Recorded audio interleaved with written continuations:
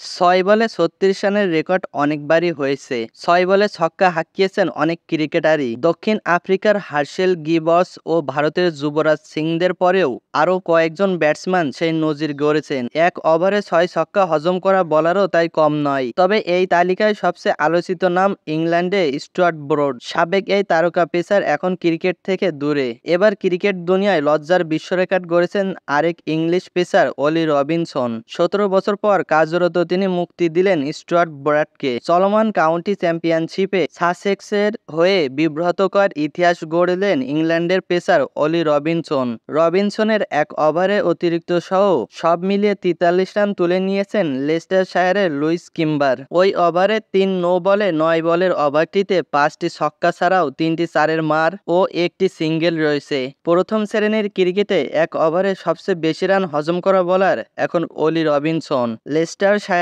৪৯তম ওভারে এই অঘটন ঘটান লুইস কিম্বার। রবিনসনকে প্রথম বলে ৬ মেরে শুরু করেছিলেন কিম্বার, তারপর ৯ বলে ৬ মারেন লেস্টারশায়ারের লুইস। এরপর নিয়ম অনুযায়ী দ্বিতীয় বৈধ বলে আসে ৪, তৃতীয় বলে ৬, চতুর্থ বলে আবারও ৪, পঞ্চম বলে ফের নো বল, তাতে ৬ মারেন লুইস। বৈধ পঞ্চম বলে ৪ মারেন কিম্বার। ওভারের শেষ বলটিও নো বল করেন রবিনসন, তাতে ছক্কা হাঁকান কিম্বার আর শেষ বলে সিঙ্গেল নিয়ে মোট ৪৩ রান তোলেন।